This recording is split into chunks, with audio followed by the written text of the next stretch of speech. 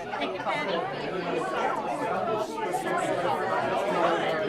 am. Yeah. Oh, you did? Okay, great. I didn't say anything about them. Good, right. Okay. But is this thing on? Please return to your seats. Okay, good. You got two mics on. Yeah. Are they? Do they work? They work. They're on. Oh.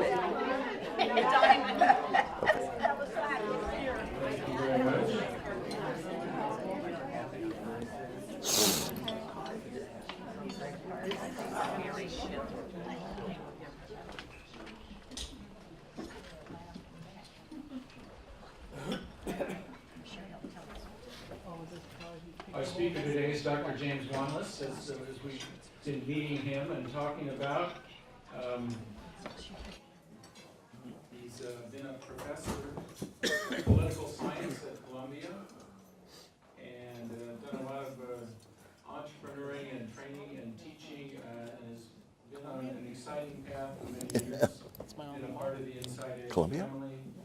And as Really? we've been discussing, My grandson. he's got a creative approach to refirement, and he's going to tell us about refirement. Let's bring him up. Thank you. Thanks, bro. Thank you. Well, let me get my act together here. Okay. Yeah, this is amazing to be back here. I was so pleasantly shocked, Diana, when you emailed me a couple months ago about talking at the Inside Edge. I mean, I was an edger. How many years ago was that? 30 years ago. I remember Odile. And yeah, I must be doing something right because, 30 years, I don't know whether to scream or cry or laugh or whatever. But my path is the re-path, the R-E. I call it the re-revolution because I'm talking about the need to renew ourselves again and again and again and again. I love the re-words. And actually, I want you to be thinking about your favorite re-word today and actually be thinking about the kind of thing that you want to redo, renew, reinvent, reimagine, repurpose, rehabilitate, reinvigorate, re-energize. It goes on and on. But which one of those re's do you want to do in your own life? It's interesting, we talk about getting old. And old is not my favorite word. I mean, it's a fun word, it's a joke, but when somebody calls me old, whoa. I go like, wait a minute, I've got attitude around that. But one of the points about staying young or growing young, the greatest anthropology book I ever read is called Growing Young by Ashley Montagu. It's a brilliant, brilliant book. But one of the ways of staying young and growing young is watching your language, being able to reframe your words and redefine some of these words that we use. And so when we talk about aging, I get it, we age, but and old and all those things, aren't there different words for this somehow? And I love the word saging, to sage our lives, and we are sages. We are sages. And one of the things I think in America, I wasn't planning on saying this, is that I just think there's so many of us sages in the world. Boomers who want to reboom, reboom, reboom, reboom. And we have something to say. We have incredible wisdom, sagacity to share with the world. And that's what's great about Inside Edge, actually, is to be able to take what we have and what we know, been around the block a few times, and really be able to offer that to the world somehow. And I'm pretty active online, but I just don't know quite how to reach millennials. Millennials are the biggest demographic in America. the demographic of the millennials, but how to reach them with our wisdom, because we do have wisdom for this world, and it's kind of my challenge, and I'm not quite sure how to do that at all. But in any event, getting back to my original kind of what we're talking about here today, it's just we all know this. There's so much change in the world. It's all about change, right? It's a topsy-turvy world here. But by far, the biggest change we've all undergone, and yeah, there's internet and all these kinds of things, absolutely correct. It's the length of our lives. The length of our lives. That has changed the whole landscape of living today. 100 years ago, people lived to maybe 50.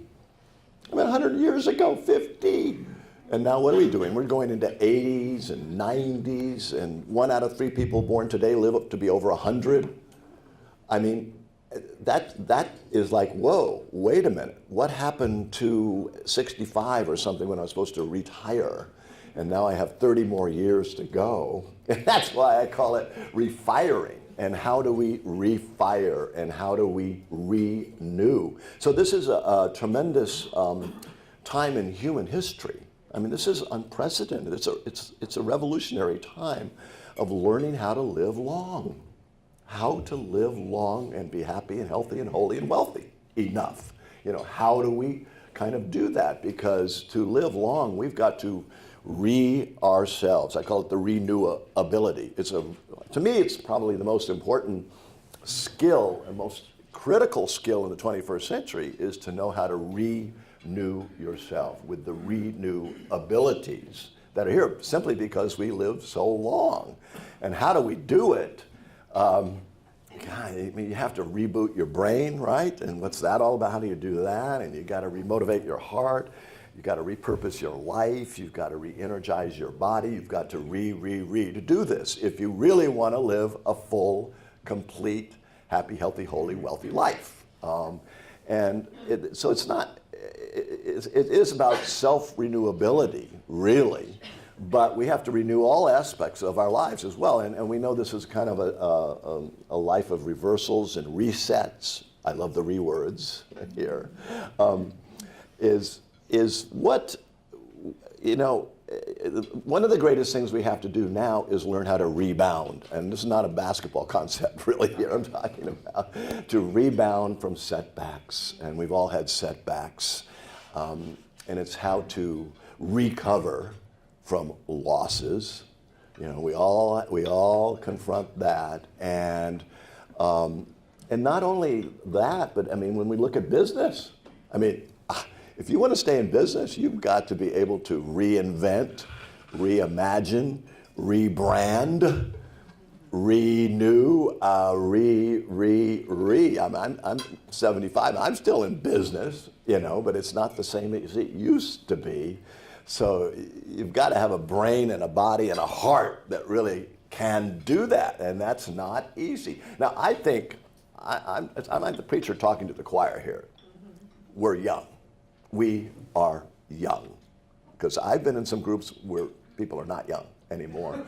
So you get what I'm talking about. I don't think I'm going to say anything totally new to you, but this is the kind of talk I want to take into the TED Talk forum and kinds of things like that, because a lot of people are boomers, aging boomers, who need to learn how to reboom. Because, retiring is, for a lot of people, is a bogus concept, because a lot of people cannot financially retire. We know that.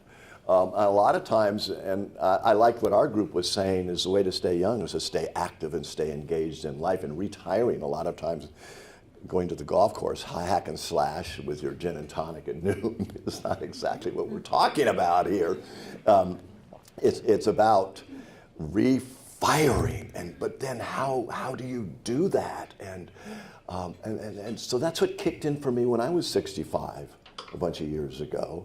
My dad, who actually lived to 99, and I keep looking at my dad, how did you do that, Dad? I mean, that was amazing to me. But he kept saying, James, when are you going to retire? You're 65, 66, what's the deal?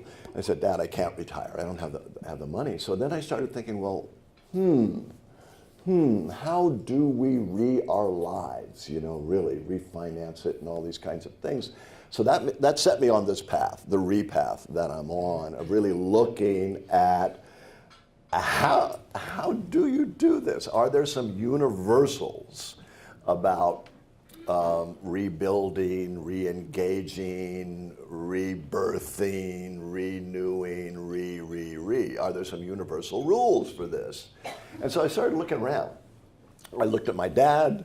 I looked at some great companies that are still in business, which are not too many. Actually, now you think about it. I look at certain people, are they role models? Are they role models? Are these people who are youthing their lives and still kicking at 85 or whatever? There's a few of us. I think we're a good group of that. But as I looked around, I kept saying, the real key to life, the real mentor, the real teacher is nature. Nature, nature, nature. I say nature knows how. Nature knows how. Nature knows how to renew itself. 2.5 billion years. I mean, that's a long time, Earth has been around and has completely rebirthed itself and renewed itself, reinvented itself, re-evolved itself through 5 complete extinctions. I mean, it's over. But nature doesn't think so. And it keeps coming back and coming back. Talk about rebounding here.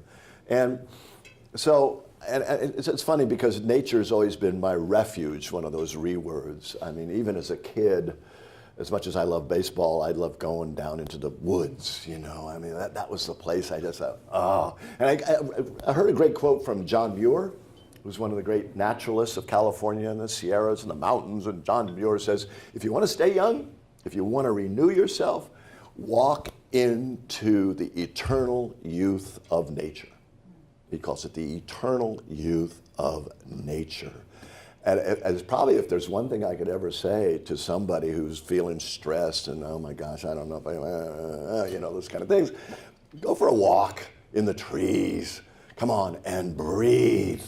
Breathe and see that green, because it's in nature that you are naturally revitalized, because we all come from nature, right? Even though a lot of people don't believe this. So when I say, oh, nature's my teacher, people go like, huh? I'm human. Like, duh, I'm a different. There's a lot of people who've never been in nature, I swear. And so they say, well, I appreciate your fact that you like nature, but I don't see it being relevant to me. I'm a human, and I've got a human brain, and these kinds of things. And I say, dude, wait, hold on.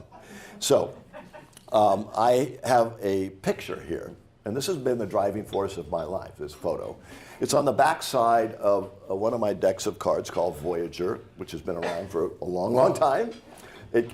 Matter of fact, talk about re-youthing and revitalizing and re-engaging life with a product or a business. With Voyager, these cards that Odile still has from 30 years ago when you picked one of these cards. Yeah, you guys. I teach mostly in Asia. It's Asia for me. To me, that is young. I mean, to me, Europe, I love Europe, but it seems really old. In America, I don't know what it is. But Asia is so vital and alive, whether we like it or not. It's the truth. So I've had to readapt. I've had to say, well, my old gig of going here and going there doesn't work anymore. It's now Beijing.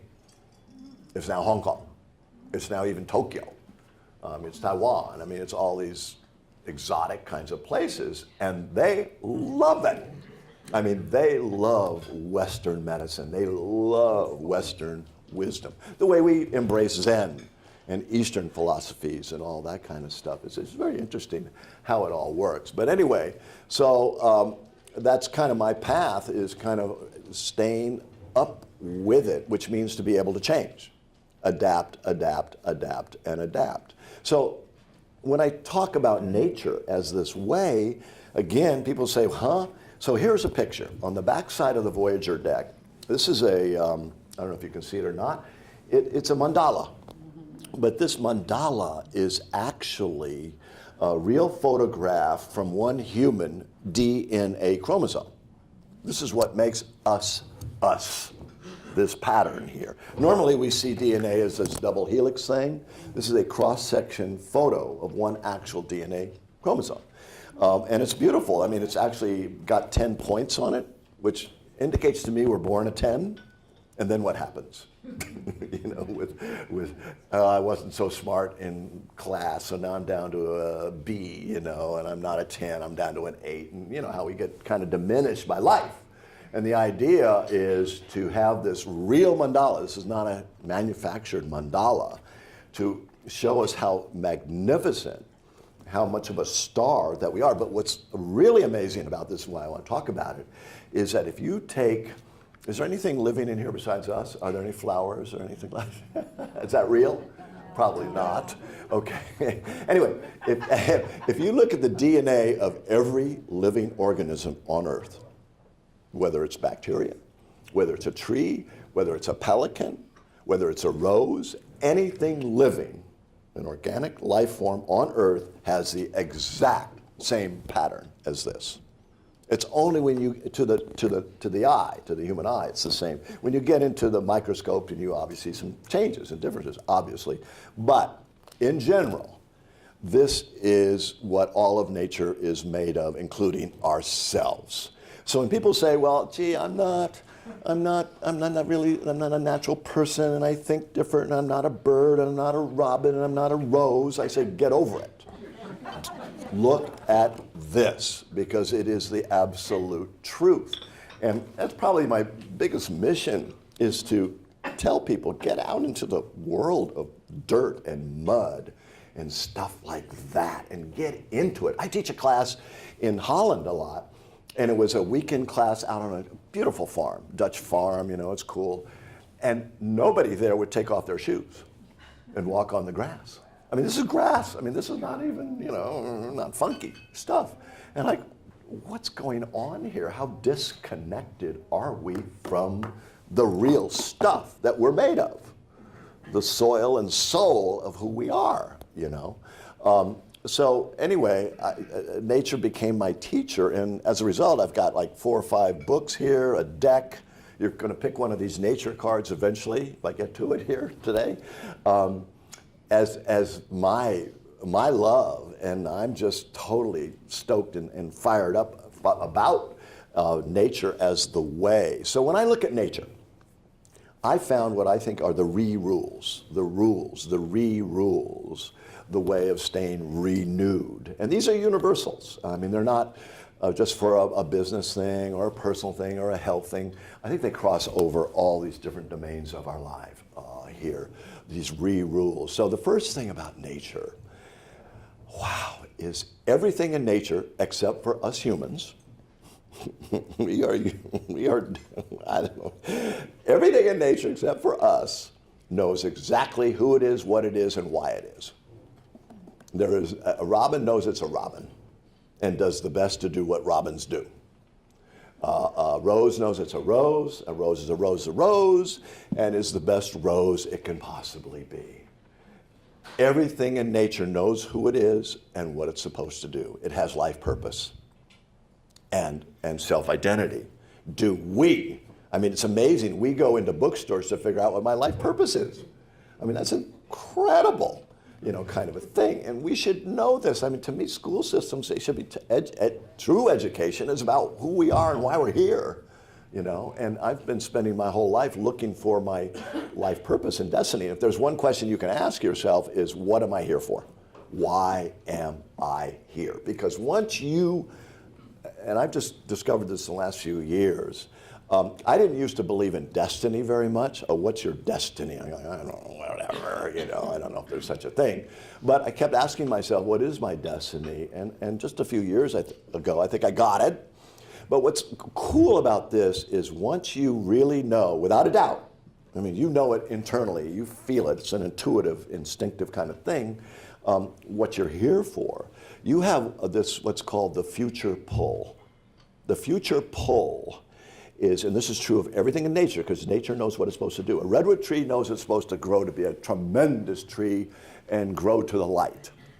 Redwoods know that is their life purpose. They don't doubt that at all. And when all of nature, because it's so successful, knows its life purpose, it is instinctively pulled by the life force. The life force itself pulls that redwood tree up. And when we know ourselves what our life path or purpose is, the same thing kicks in for us. The life force kicks in for us, and we are pulled by the life force to be who we're meant to be. And once you get the future pull, and the future always takes precedence over the past. The past is the past. It's all about going ahead to the future. When we're pulled by the future, life becomes so much easier and so much more fun. And it's like, oh, wow. Yeah, I still work hard and all that, but I know I'm on the right path and I am being taken. I'm in the flow.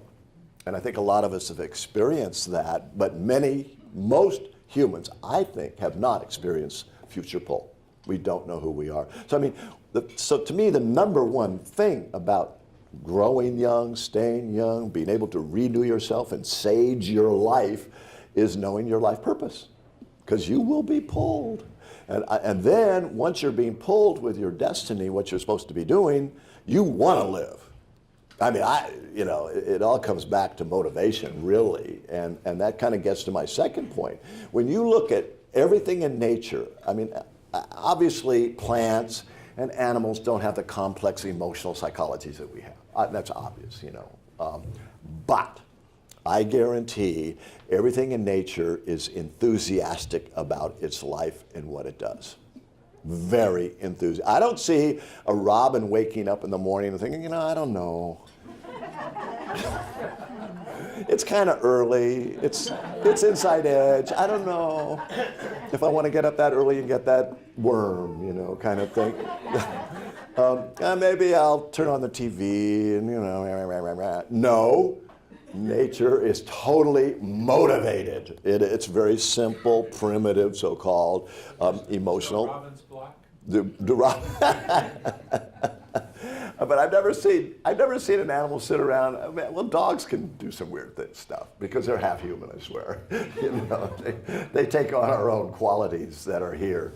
But actually a really cool thing to do, and this is kind of a corporate technique I've used a lot, is if you want to know, like, to reaffirm and re-motivate yourself. You can put re in front of any word and it works. It's to me, re is the holy grail of today. I think I had a past life in Egypt. I think it was Ra, one of those pharaohs, But I think today it's re. Re is my God and goddess. I mean, it's what it's about. It's the holy grail here. And we could be, I think we are, as a matter of fact, the first regeneration. The first regeneration. I really believe this because, again, in our life, we have to repeat, repeat, repeat, repeat, and repeat for a long life that no humans have ever had to do before. I mean, this is a revolution that we are living in right now because we have to learn how to repeat and not deplete. Repeat and not deplete, because repetition kills. I mean, why do we get sore hands or arthritic stuff or whatever? It's because we do the same thing over and over and over again. And the brain does the same thing, and we get into a habitual comfort zone and we die. Death by comfort, I call it, because it's the same old, same old. So repetition kills. So the idea is, we obviously need routines, but how do we get out of the depletion cycle of this repetition that goes on for 80, 90 years now? We're not taught how to do that. We don't know that. That's what I'm talking about. I mean, this is a real revolution that we're going on. So, I was back to this corporate thing. I'm sorry. If you want to know, you want to remotivate yourself. So ask yourself, like, why do I even want to live? Or why do I want to do business? Or why do I want to be with in this relationship or whatever? Ask yourself the 5 whys. This is cool. The 5 whys. Like, why do I want to live? With one why. And then another one, and another one, another one. You got to come up with at least 5. If you can't come up with 5 whys, 5 reasons why you want to do anything, you're probably not sufficiently motivated, actually. And this is a good one to do. I mean, I'm constantly asking myself, why am I doing this? You know, because you have those days. And that's when those 5 whys kick in, because we need to stay re-motivated. Nothing ever is done without enthusiasm. It's all about enthusiasm, which means Deus. It's to bring Deus, God in Latin, into us. Enthusiasm is allowing the inspiration of the Great Spirit, the life force, to come through us. But we have to believe that or know that mentally, and that's where the real problem with us is a lot of times, is how we think about stuff. The other thing about nature, these are the rules, the rules I'm talking about here. First one, life purpose. Second one, motivation. Pretty simple. Really, this is nothing, not rocket science here. The third one is move it. Move it, move it, move it. Be physical. The fountain of youth is exercise. I mean, if there's one thing you can do, and this changed my life tremendously, is brisk walks. I'm not a gym guy. I'm not a weight guy. I move it. And if you just walk fast, a little bit faster than usual, and breathe. The key to this whole thing is breathing. The brain is by far the greediest organ, more than the heart, for oxygen. And neuroscience, neuroscience can actually see new brain cells grow in you, which 10 years ago, we didn't even think brain could grow new cells. It does, and it does under the influence of oxygen. The best thing you can do is walk fast, breathe hard. Walk fast, breathe hard, walk fast, breathe hard. That will keep you going. And the studies are shocking. I mean, they've taken some of these guys are people who have high cholesterol levels, let's say, or high blood pressure, stuff like that. We know it's not healthy, let's say. If you're a breather, I mean, if you do a lot of aerobics, you are way healthier, even though you might have a lot of stuff wrong with you. You are way healthier than these other people who eat better, maybe, or something like that. And you're a lot smarter and a lot more creative. If you want to stay young, keep your brain young, it's not about playing games, which is cool, and that's fine, do it, but it's really about oxygen. It's about move the body. And now there's a pathology in America called the sedentary behavior disorder. As you know about that one, I mean, this is an absolute psychological problem in America, sedentary behavior disorder. Because we sit at breakfast, and we sit at TV, and we sit in front of the screen, the computer, and then we sit in the car, and then we sit, we're dying. We're dying. If you don't get up at least every 90 minutes, there's an inner circadian, or it's ultradian cycle within us, biologically and metabolically.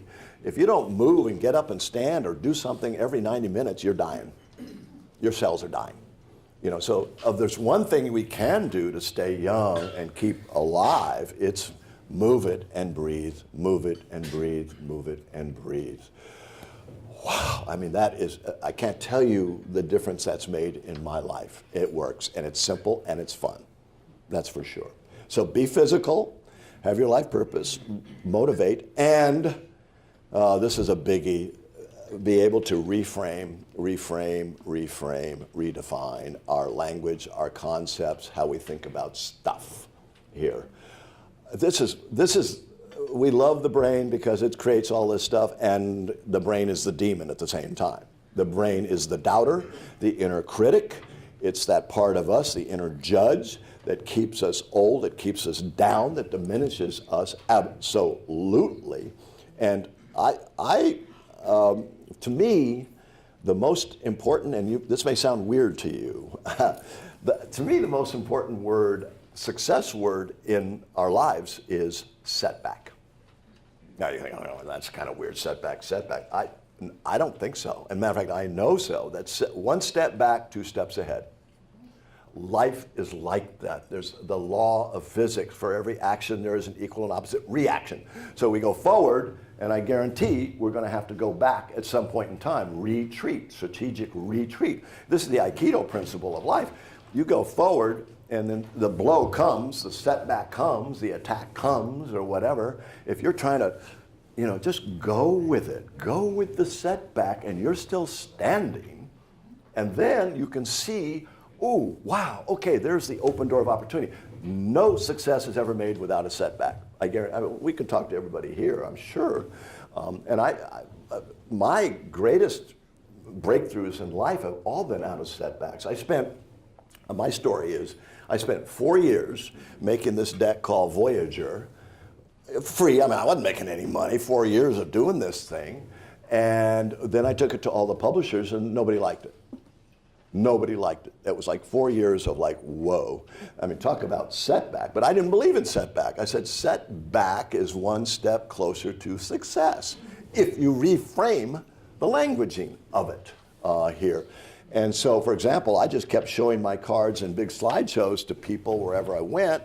And one day a woman called me and she said, hi, I have a lot of money. And I said, who are you? What was that again? And anyway, she invested in me and my business, and for the first 16 years, I self-published, which was by far the best thing that could have ever happened. The traditional course is get some publisher and they'll take care of you. Not really. So again, setback is where it's at. My greatest other setback was, the reason I'm here today is I went to India to climb mountains. I went to Nepal to climb the big snow mountains. I'm an adventurous cat. And what happened? I got hepatitis. So I'm down in downtown Kathmandu, totally yellow, hepatitis.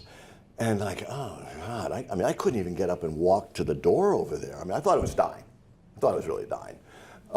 And then some guy comes along and says, oh, there's a course for a Western meditation course in a Tibetan Buddhist monastery.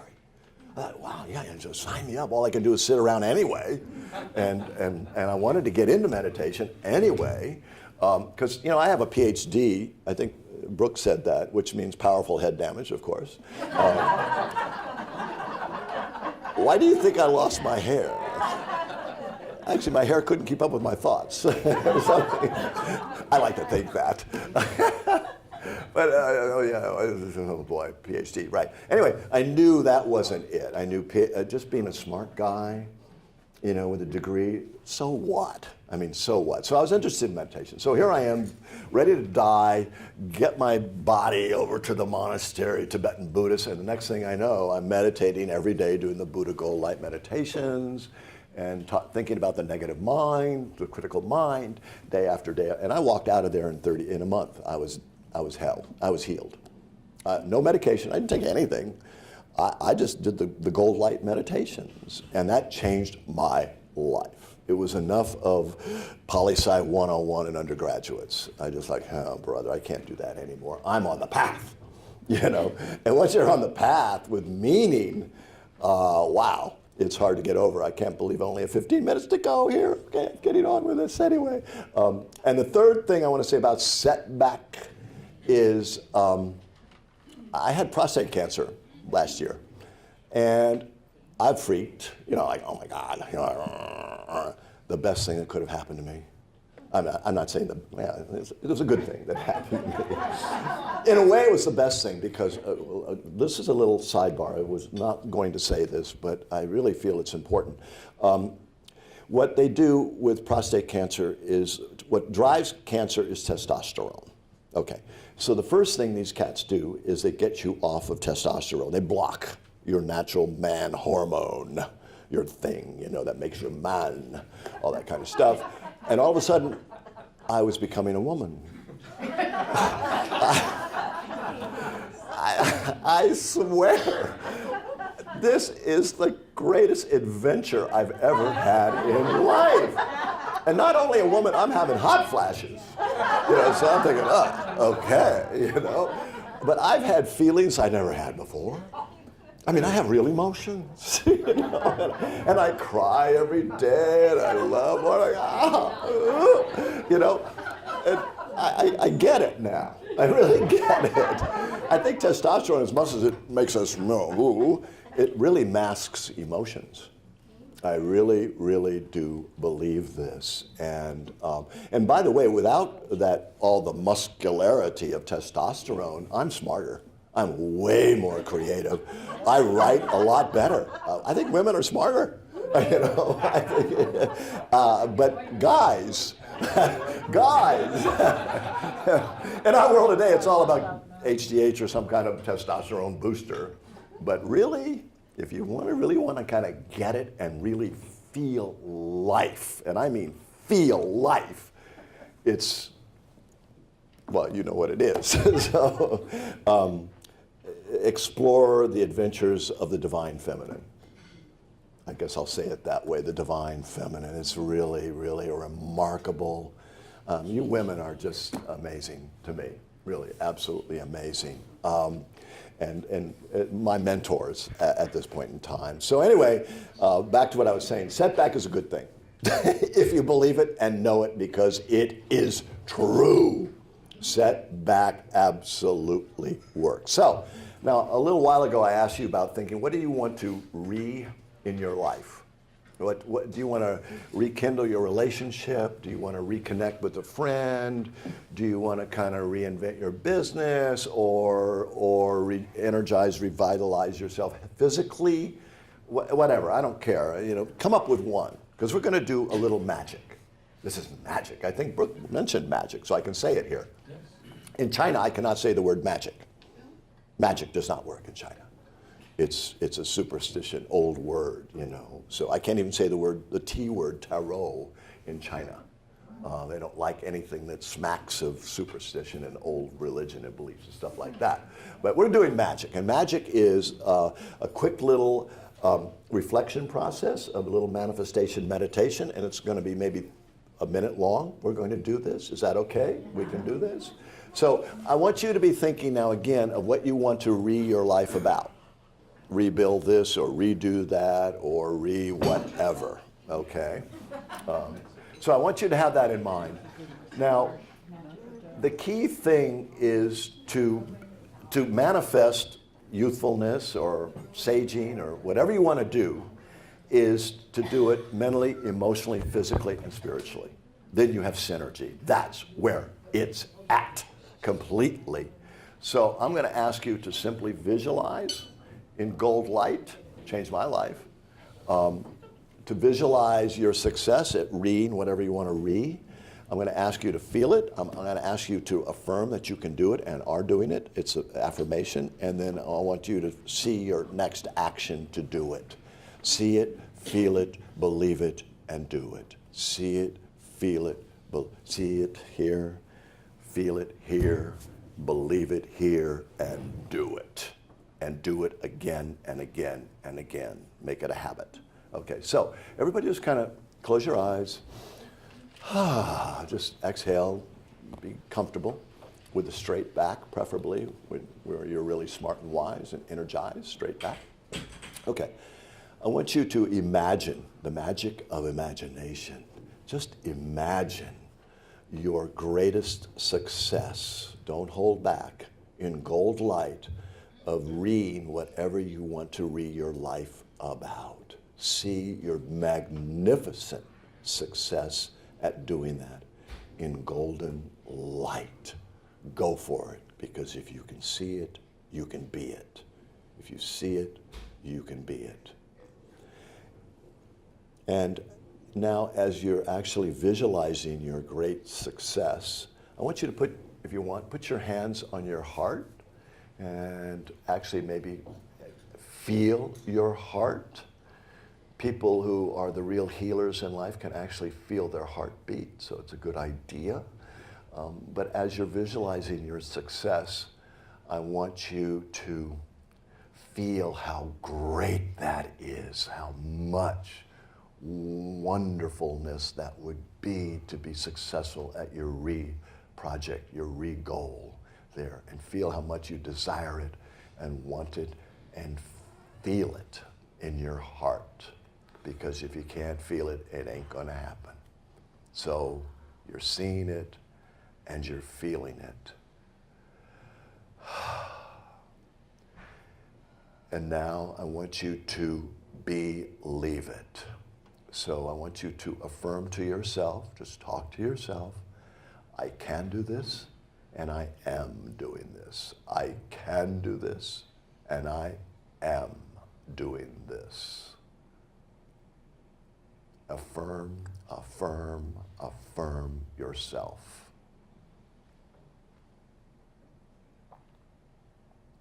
And finally, I want you to visualize your very next action, the doable action you can take and you will take to manifest this revision of yours. What is the very next action that you can take and will take?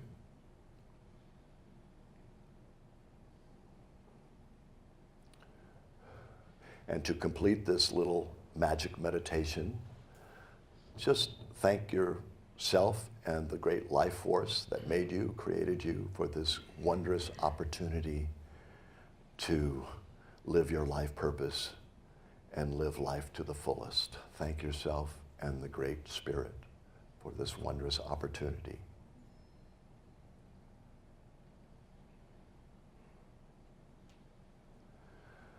Okay, so thank you. When you are finished, just open your eyes and come back to the room, and that's it. And you know, that's a very, very simple mind, heart, body, spirit, holistic, where I first met Gabby, right, at the Holistic Expo. Yeah. That's because when you do things mentally, emotionally, physically, and spiritually, again, which is what all animals do, they're not doing this and thinking that. All creatures, everything living in the world is completely whole and completely synergistic. And when you operate mind, heart, body, spirit synergistically, you got juice, you got power. I mean, the root word of synergy is sun ergos, sun energy, sunergy. And the reason the sun keeps going is because it synergizes. This kicks off that, which creates that, and the mind creates this and goes into the body of that, and it fires up the heart, and da-da-da-da-da-da-da. We're operating synergistically here. And if you just do that little thing every day, 1 minute, 30 seconds, and even if you break that down to just visualizing your success in goal light, it works. It's magic. It's the magic of imagination that's here. So one thing I want to do, I only have a few minutes left here. Number one, keep just doing that. It's so simple and it works. Is on your table, there are actually some cards. They're green cards. This is from my Sustain Yourself deck. They're green on the back. So we're going to have fun with this one. The intention is, what does Mother Nature want to tell you about how to renew yourself and stay renewable? How to be renewable? How would nature do it? This is way outside the box. It's a little crazy thinking, but hey, that's where we get the greatest new insight. So you're going to pick one card. I want everybody to pick one card with the intention of picking, it's just a part of nature, and use your imagination. How would nature renew itself based on the card that you get that's here? So I want everybody to get, you got your card, and take a look at it, turn it over, and hopefully you can figure it out. If you can't, it's okay. Nature's pretty wild. Of course, nature is wild. So this is wild thinking, which is where our will is. So take a moment, use your imagination, use your intuition. It's really quite amazing that most of us don't know nature. Like, did anybody get the atom card here? There's one card called the atom that's here. Atoms never stop moving. So if you get the atom card, it's all about mobility. Move it, and move it. Did anybody get the tortoise card, the turtle card? Oh, you did. Beautiful card. Turtles live a long, long time. And how do they live a long time? They go slow. You know what the Hawaiians call it howlies. Howlie means without breath, because we're all stressed out. People, where's my bag, where's Maui? Like, dude, go with the flow, be the turtle, you know. So you've all had 15 seconds to think about this? So share it with your table, share it with your partner. What did you get out of this wild thinking about how to renew yourself based on nature? If you don't get it, fine. It's a little bit different, a little bit weird. Okay. Yeah, go ahead. At your table, share it, or with a partner, any way you want. Yeah.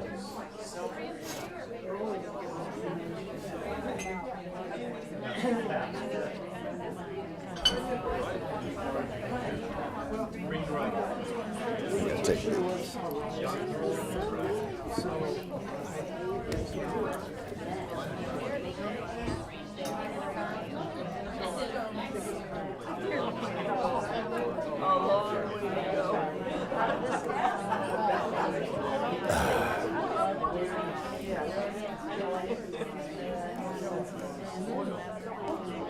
What'd you guys get? Yeah, I didn't care so much.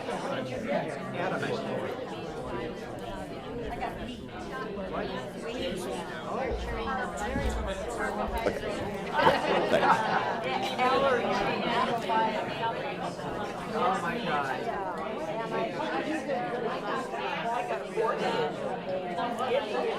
And she writes freedom. Yeah, my We have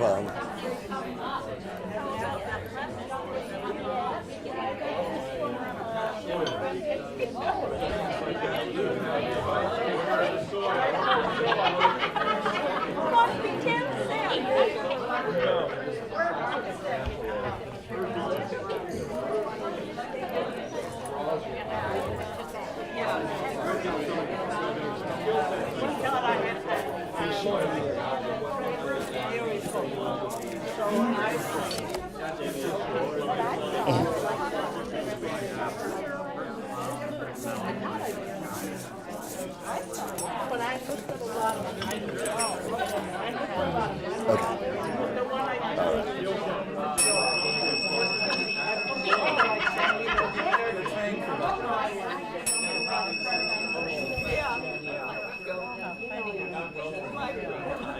I'm on a plastic horse. Oh my God.